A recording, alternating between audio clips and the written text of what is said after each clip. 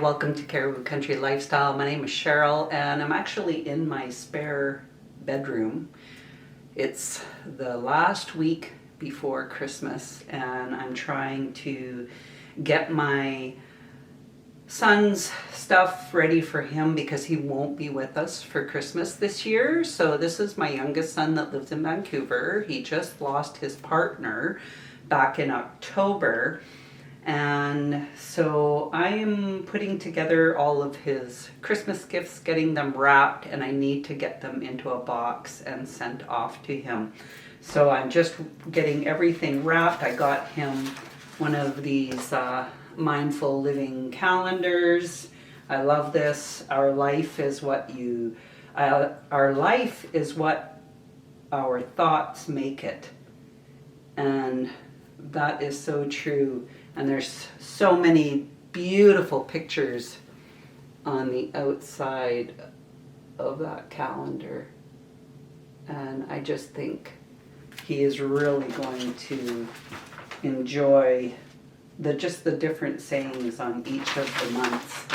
So I'm getting this put together for him.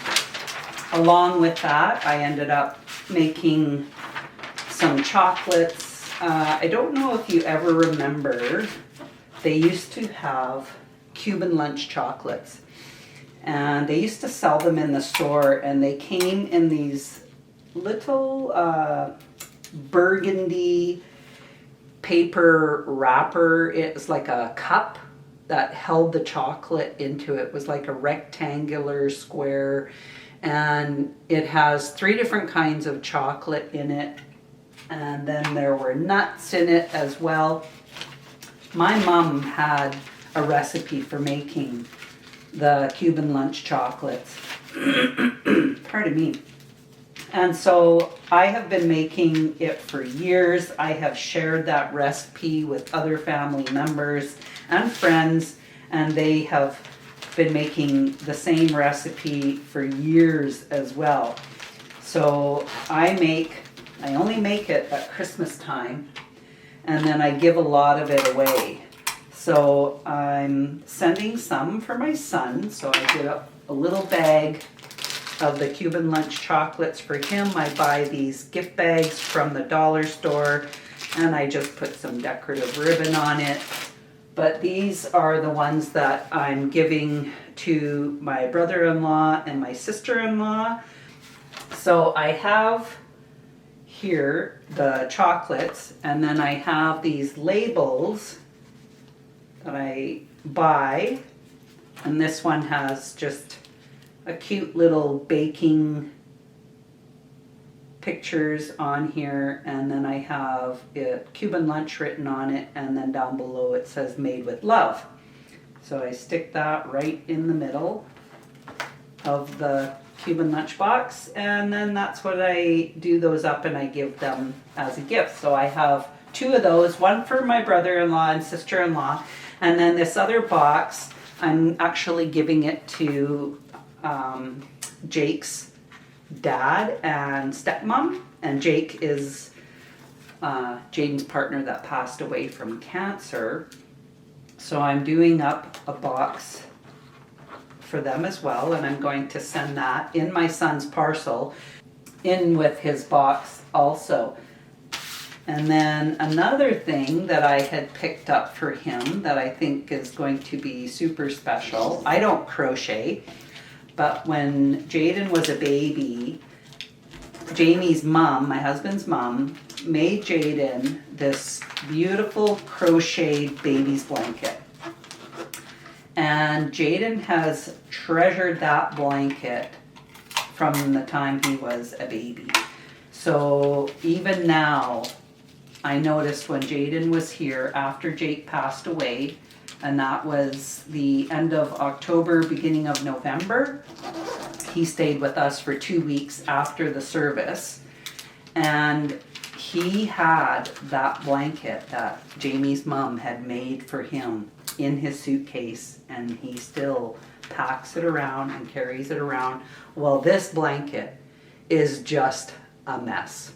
It is tied in so many knots because if he didn't have it tied up, if he just unfolded it and hung it, it's just so worn out that he's afraid of getting rid of this blanket. So my sister-in-law and my best friend and I, we went to a pottery sale. And at the pottery sale, I seen this blanket, and it's a crocheted blanket. It's almost identical, the crocheted blanket that my mother-in-law made for Jaden. So I purchased this blanket to replace the blanket that he has been carrying around for 25 years. He's 25 and a half now. And he's been carrying that blanket around for 25 years. And it is just, he rolls his finger along the edge of the blanket, and I think he just feels calm. And it soothes him just as it did when he was a baby.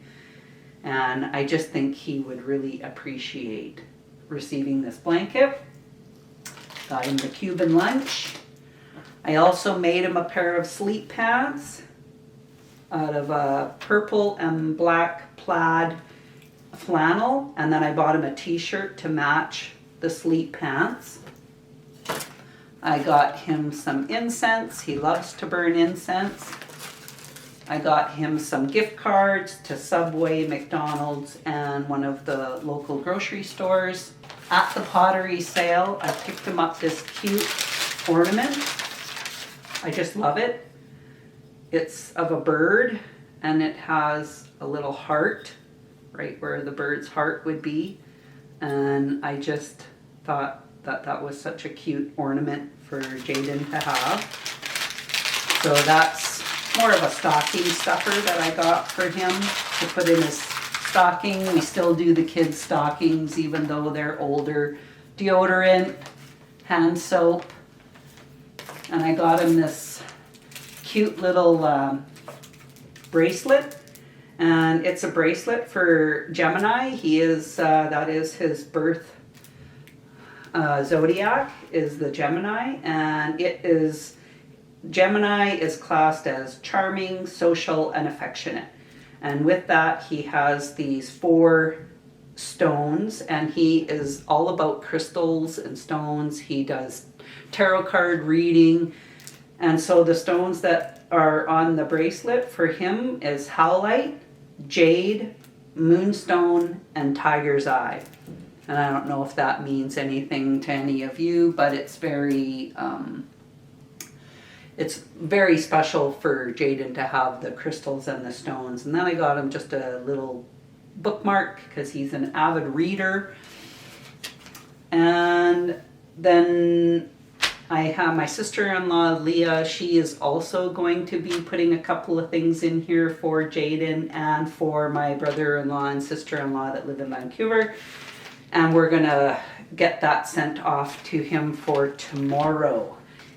It's funny, even with everything with Christmas, I just can't stop thinking about gardening. And my sister-in-law and I, we went to Kamloops last weekend, and even we went to Kamloops, we went to Art Nap, and in Art Nap, I ended up picking up more seeds. I can't help myself. I'm always looking and checking things out and seeing if there are seeds. So for the seeds that I bought when I was at Art Nap, and this is the Pacific Northwest seeds, then they are based out of Vernon. And so I'm kind of getting away from the pole beans, and I'm planting more of the bush beans. So these are the Gold Rush bush beans. So I have those. And then from West Coast Seeds, which Art Nap also carries those, I got a summer purple sprouting broccoli. And that, there it is.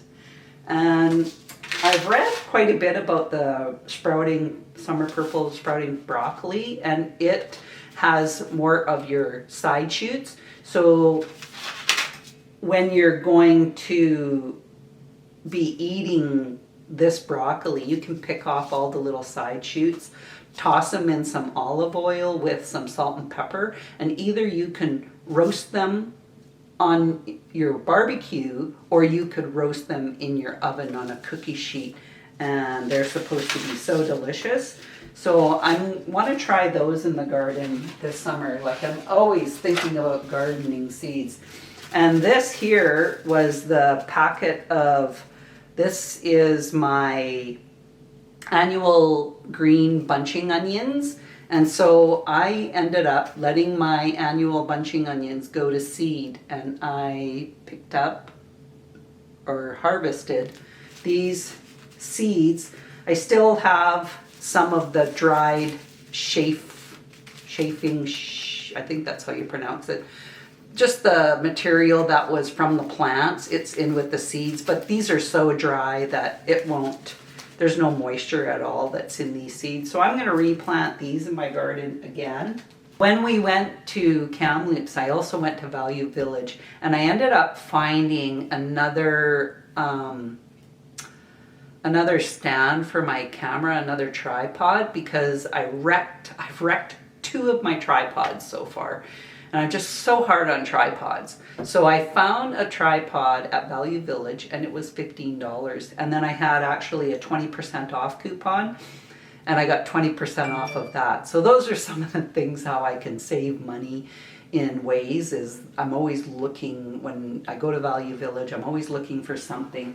I had also found at Value Village, I got one of these plant holders. I thought that was super cute. It has a bird on it, but you could hook your plant on it. And I thought I would hook that onto my garden shed, or maybe even one of the posts on my, or that frame the fence around my garden. I could even attach it onto one of those. But this was like $6.99, and if you were to buy that in the store, it'd probably be, $10 or $20 in the store. So I picked that up. I thought that would be something good. And I really thought this was really cute. I would hang this downstairs where I do a lot of starting my seeds. And so in these pictures, it has parsley, basil, and oregano. And I just thought it was so cute that I picked it up to have it hanging. And this was like $5 in Value Village.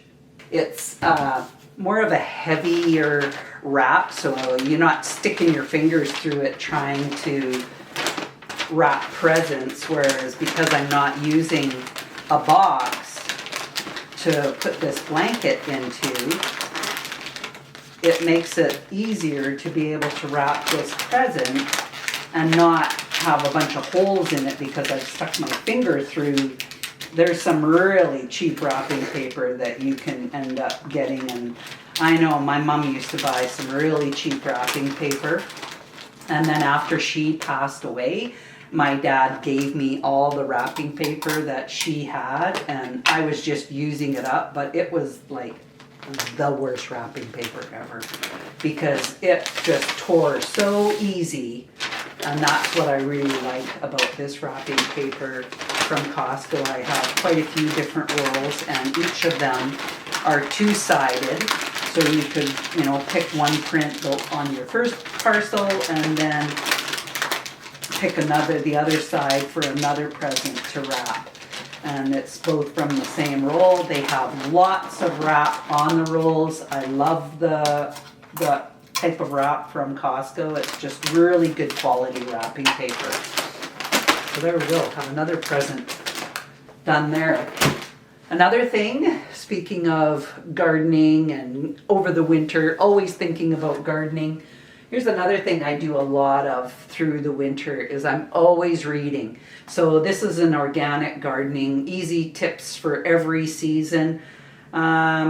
I picked this up it has here October 25th, 2022. So I bought this, not this last fall, but the fall before. And I've read it once already. And I thought, I'm going to read it again. There was a lot of good ideas. So what I've done is I've dog-eared pages of different tips and tricks that I think is really kind of cool that people have come up with these ideas. So here was one, and it said to take a yardstick. Like, remember back in the day when they had the wooden yardsticks? My mom, she used to work in a fabric store in Woolco in Regina. We used to live in Regina, Saskatchewan.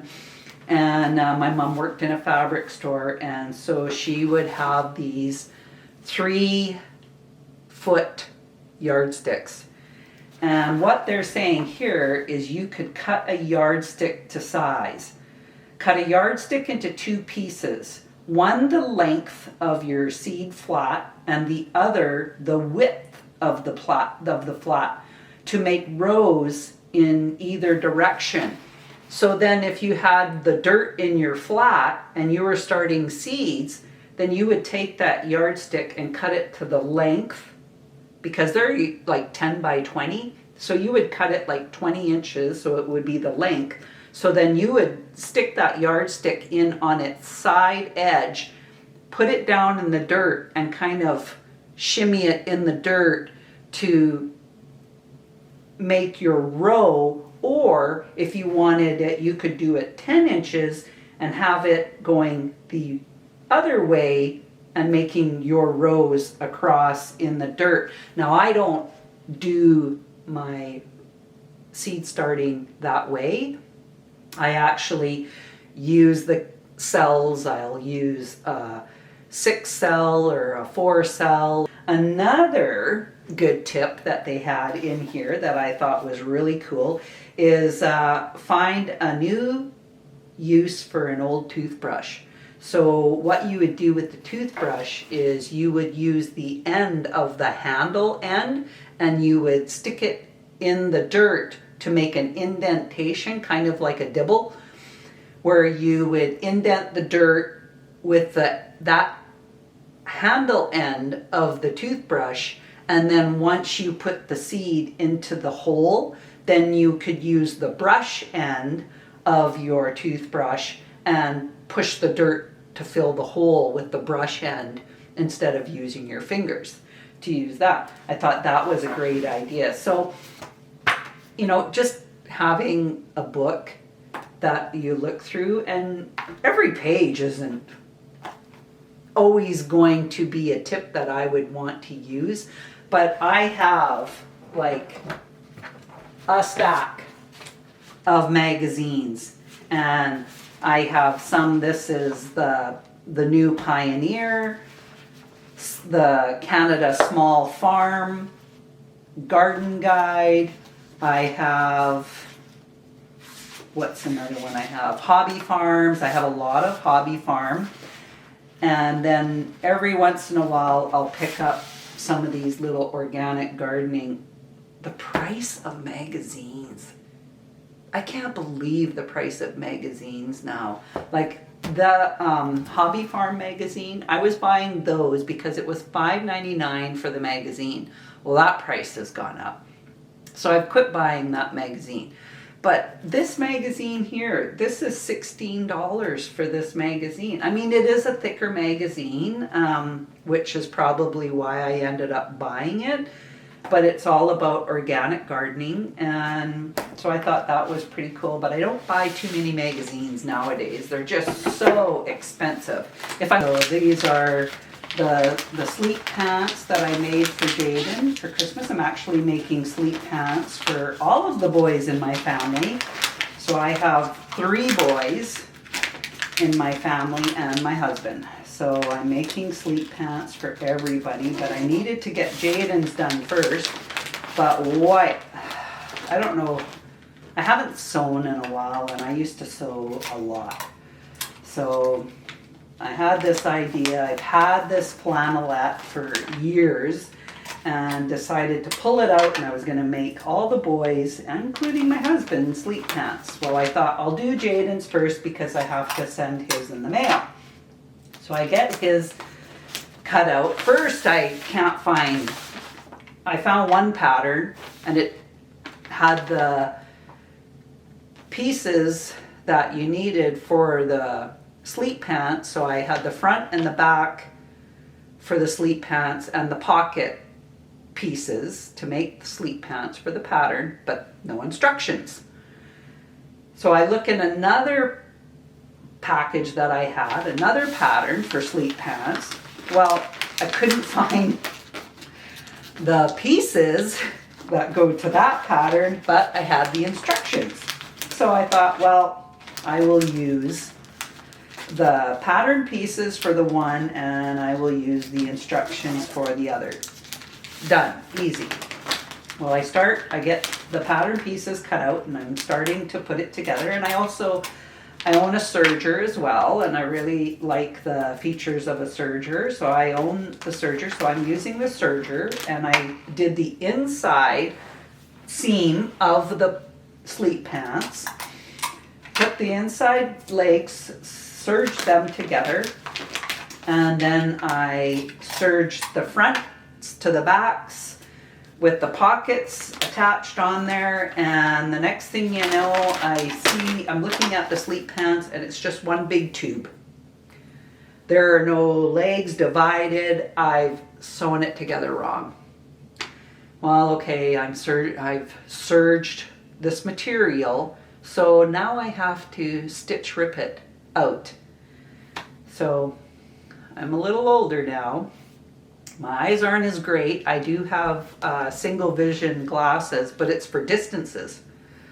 Well, I was trying to stitch rip these stitches out. There's 4 threads to a serger when you're serging material, and there's 4 thread spools. So each thread is doing a different stitch, but they coordinate the 4 stitches together to make a really nice edge on the inside of these sleep pants.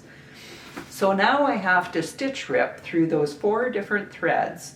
And in the process, when you're serging, it's also cutting off a bit of the material to make that really nice clean edge on the inside of your seams.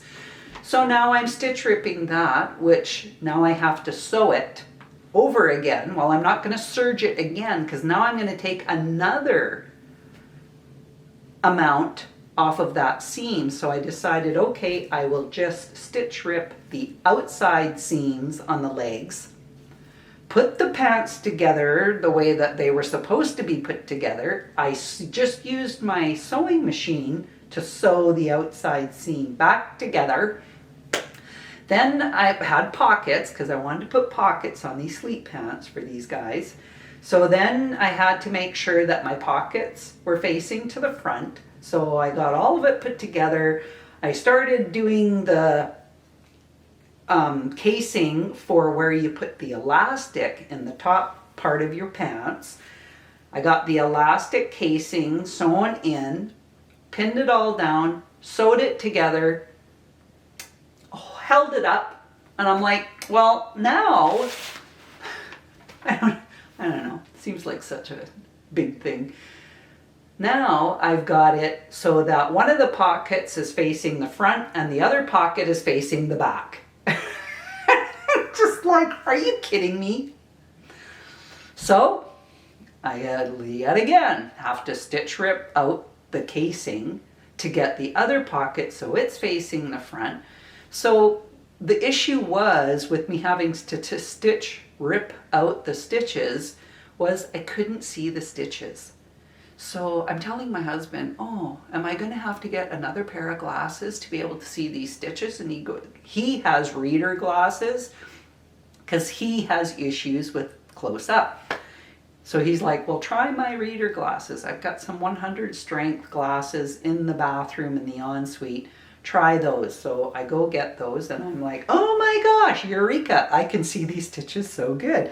So then that helped me be able to stitch rip out these stitches.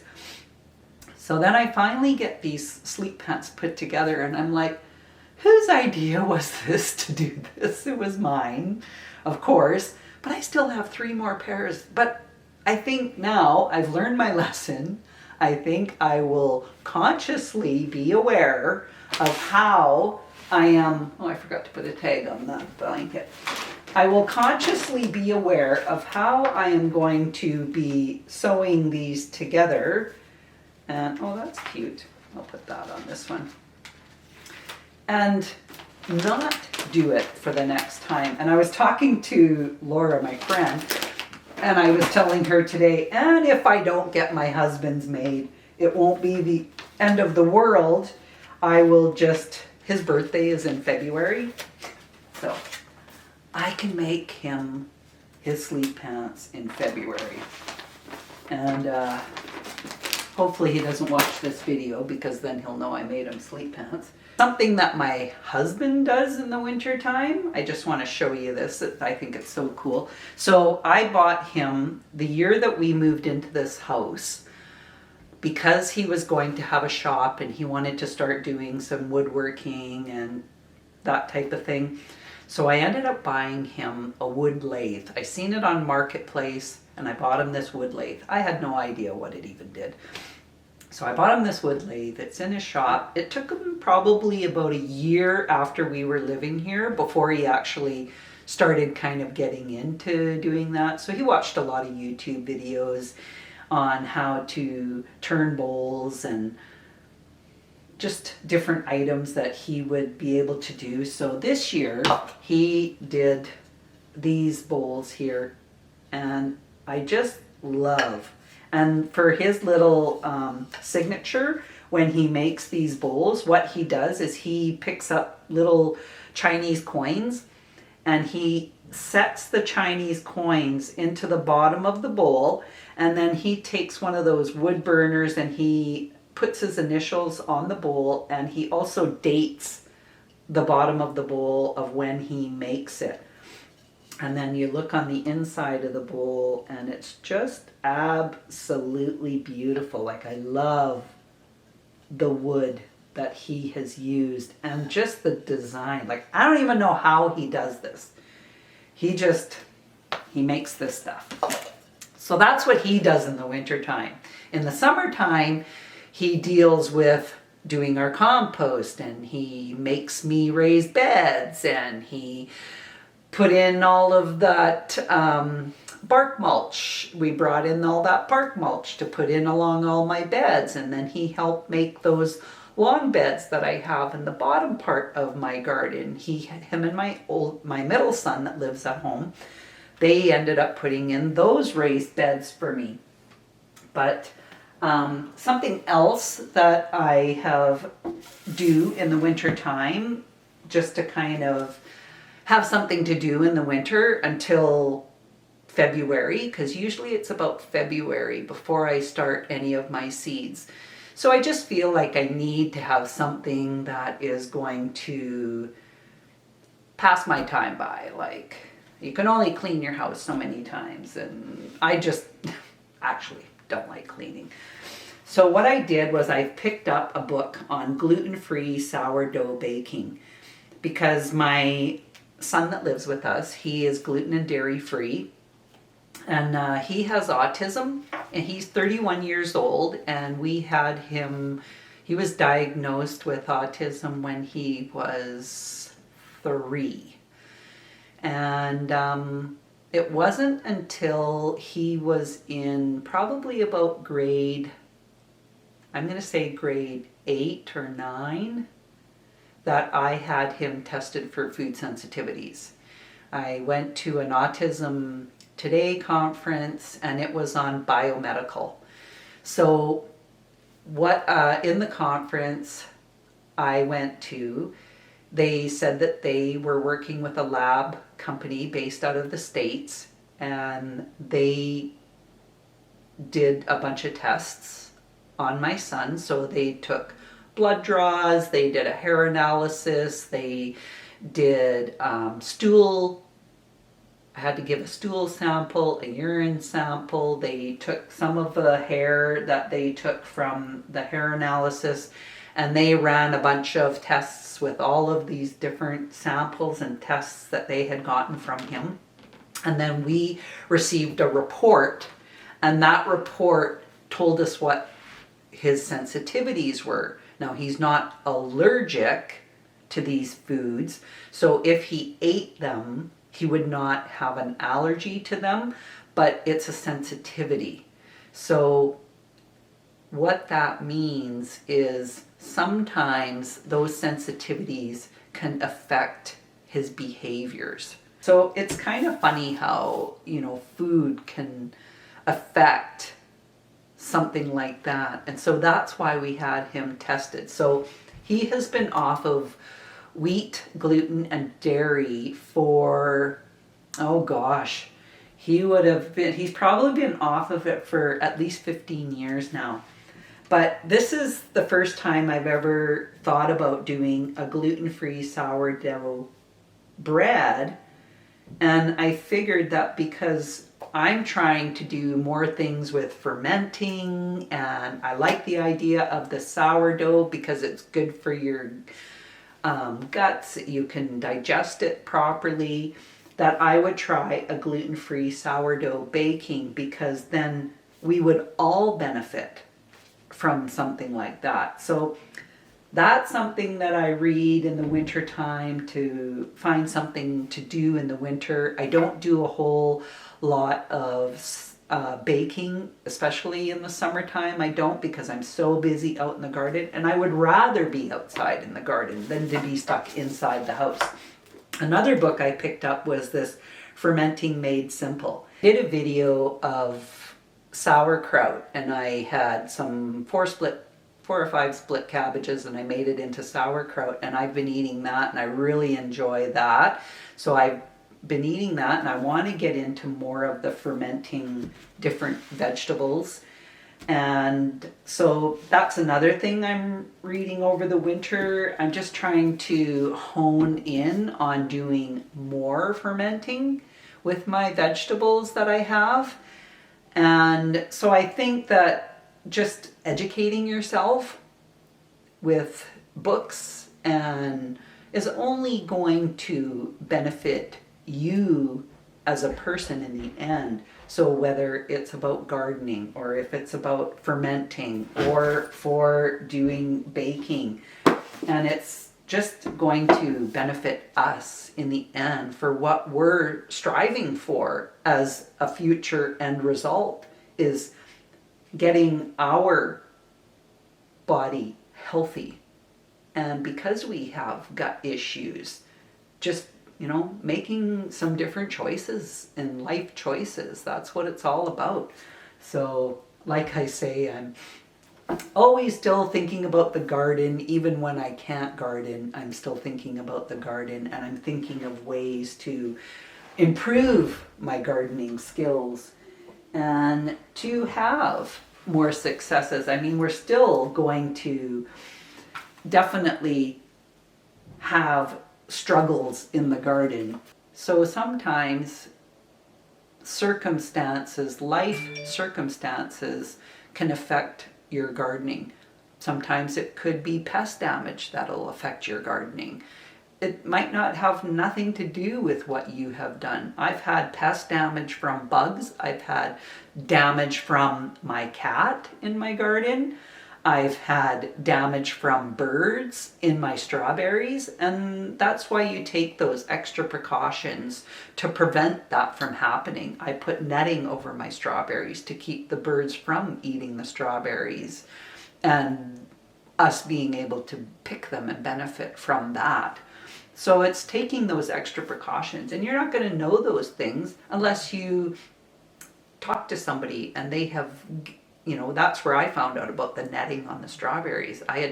My son was mowing somebody's lawn one summer, and when I went to pick him up, I noticed that she had netting over her strawberries, and I'm like, that's genius. That's what I'm going to do.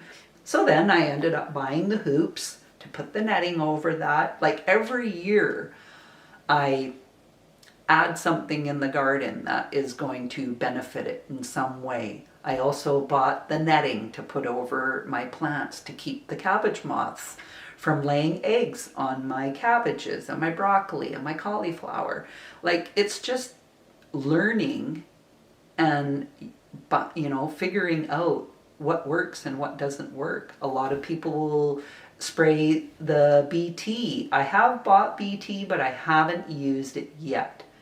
But I'm not saying that I wouldn't use it, but it's more of a natural alternative to protecting your plants from pest damage.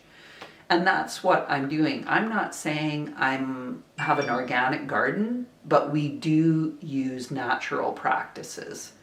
We don't use chemicals. We don't use a bunch of harsh sprays. I don't fertilize my lawn. If I wanted to do something that would help benefit my lawn, I would just mow the lawn and not even collect the lawn from the grass clippings. We collect our grass clippings because we use it in our compost. But you can mow your lawn and mulch it and have your grass clippings just drop right on the grass, and that actually benefits your lawn, because that mulch of those grass clippings on your lawn, that's just putting nitrogen back into your lawn when you mow your lawn and leave the grass clippings. The only time I wouldn't leave the grass clippings on the lawn is in the springtime, when you have your dandelions and then the dandelions go to seed. That is actually when you would want to collect your grass clippings and put that into your compost, because that heat from your compost is actually going to kill those weed seeds. And that would be the reason why you would collect your clippings from your grass for then. So another thing that I do in the winter is I make my own wine. And I only make my own wine using kits that I buy from U-Brew stores. So we have a U-Brew store here in our area, and I pick up wine kits from them. I do white wine, I do red wine, I also do a port. I haven't done a port in a couple of years now. My last port that I did was a toasted caramel port, and with port, you don't get as many bottles. It's about half the amount that you would get when you do a regular batch of wine, and you bottle them into smaller bottles. But port is it has a higher alcohol content to it, and it is a little thicker. It has a more of a thicker coating. When you're drinking it, you're sipping it. It is, you don't pour yourself a glass of wine like you would normally pour yourself. In port, you would use a little small glass, and it's just a sipping beverage. You could also use port, and we have done it. This toasted caramel would be good over vanilla ice cream. So you just put a little bit of vanilla ice cream in a dish, and then you just pour a little bit of the port over top of the vanilla ice cream, and you would eat it that way. Really super good that way. So this wine here, this is Cabernet Sauvignon Merlot. And I prefer red wine over white. I do like white wine, but I do prefer red over white. Now, I started this, it was November the 26th, and last weekend, it would have been 2 weeks from the time that I started this. So last weekend, I ended up doing the step 2 to this. So after 2 weeks, you go to step 2. And that is the stabilizing and degassing of the wine. So I had this in a fermenting bucket, which is the first stage that I started this wine in. It was in a fermenting bucket, and it was a bigger container than what this one is. And that's what I started my wine in. And I put the wine in, I added, it came with oak chips in it, so that was added into the wine, and then I let that sit for 2 weeks and let that ferment. Then I racked it over, which what meant was I took my little siphoning hose, and you sterilize the siphoning hose, and you siphon it from the fermenting bucket into this plastic carboy. And then I would add, after I've switched it over, then I added potassium sorbate. package, and you have to stir it. So I would get my spoon, and because it's such a narrow top on it, I don't use the side with the spoon. I actually use the handle side. I sterilize that. I stick that into the carboy, and then I turn that vigorously for 2 minutes. Then after the 2 minutes, I switch going to the other direction and stir that for another 2 minutes. So I keep doing that for 10 minutes, stirring it and changing the direction every 2 minutes. Once I've done my 10 minutes, then I would add the next additive to it, and that is Kiesel salt, which it comes in a little pouch and it's a liquid, and you would add that in to your wine and then give that a quick stir both ways. It doesn't have to be done for as long. Then I fill up my bung. So this is a bung, and I add water to it. And I fill up my bung with the water in this plastic container, and then I put the rubber part of it into the wine. The following day, I actually have to put a clarifying agent into it, and it is called chitosan, and it is a liquid as well. The potassium sorbate is a powder. The very first one that I put in when I first racked this off, that's a powder. Then the Kiesel salt is added, and that's a liquid in a little pouch. And then the chitosan is a liquid as well. That is added the next day. So at 14 days, I add the potassium sorbate and the Kiesel salt. On day 15, I came back down here, took my bung off, added the chitosan, stirred that in, and then stirred it the other way to make sure it was mixed in there really good. Now it's going to sit for another 6 weeks. So this is not going to be ready until the end of January, and it will sit for the next 6 weeks until I'm ready to rack it off again into another carboy, which I have a glass carboy that I rack this into. Then I let that sit for a couple of days.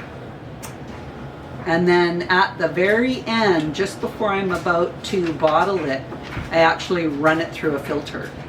And there are 3 filter pads that I put into my electronic filtering system. And that filters all of the sediment out of it. I do not have sediment in the bottom of my wine bottles. When I go to open it, it's like crystal clear. There's no sediment whatsoever, and that's just the process that I use. I really enjoy it. I do not do wine from fresh fruit because I'm not confident in doing that process. I like the kits because it gives you step-by-step instructions, and this is Wine Expert is the company that I buy my kits through. So I actually want to show you something else that I had bought from Art Nap. I picked up a couple of houseplants, and I don't know if you've ever heard me say that I am actually not a good person for houseplants. It's amazing. I can do great with my plants that I start from seed and go out into my garden. I have great success with that. But houseplants, I don't know. So here I picked up some African violets. This one has like a variegated purple and white African violet. And then this one over here is a variegated pink and white African violet. So the reason why I got these African violets, my mom used to have a lot of African violets, and she was really good at growing African violets. I have tried growing African violets before, and they just have never turned out for me. The problem is, when I was in Art Nap, I actually got these for 98 cents, and that was each. And that is the whole reason why I even bought them, because they were only 98 cents. So if they don't make it, I don't feel like I've spent a ton of money on something, but they're super pretty. I think they're so cute. And so I was like, okay, well, I'll try it again. So the girl at Art Nap said to me, the trick is you want them in, it doesn't have to be in a window that has full sun. So right now it's winter time. We do not have a lot of full sun coming in through our windows. So I figured, well, in this kitchen window, that would be perfect for these. So she said the trick is you want to let them get dry, to make sure that the dirt is dry before you water it. Well, I don't have a problem with that, because my problem is that I let it get so dry because I forget about it, and I just don't know what it is about houseplants that I actually get succulents for that reason, because I don't have to water them as often as other plants. I'll say it that way. I get those cactuses, and some people call them Christmas cactus, Easter cactuses, I don't know. I have a pink one, an orange one, and I have a white one. I think I have a dark pink one and a light pink one. And those are things that I can let them dry out. It's not a big deal, and I water them when I happen to think about it. They're successful. I can have those. But these African violets, I just hope that I can do it, because they're so cute, and I know my mom was so successful at growing them, and so this was the reason I was wanting to do that. So this is what my video is about. Even though we are actually, our first day of winter is coming up. It's December, so the first day of winter is this week that's coming up. And even though we're in the middle of winter, I just can't help but think of gardening. So let me know what are some of your things that you do over the winter, and maybe you have some tricks and tips for me on how to successfully keep these African violets, and I would really appreciate any type of tips and tricks. And if you have anything that you do over the winter that might be garden related, cooking related, maybe are really good at fermenting. Like this, I'm just starting with fermenting. Maybe you're good at fermenting. Have you ever done gluten-free sourdough? Maybe you have some tips and tricks of what works better for you using some things. I had one friend tell me that she tried the gluten-free sourdough starter, starting it on your own using your ingredients that you buy. Like, gluten-free is very expensive. So I already know that. Like, we've been doing this for over 15 years. I know gluten and dairy-free is expensive.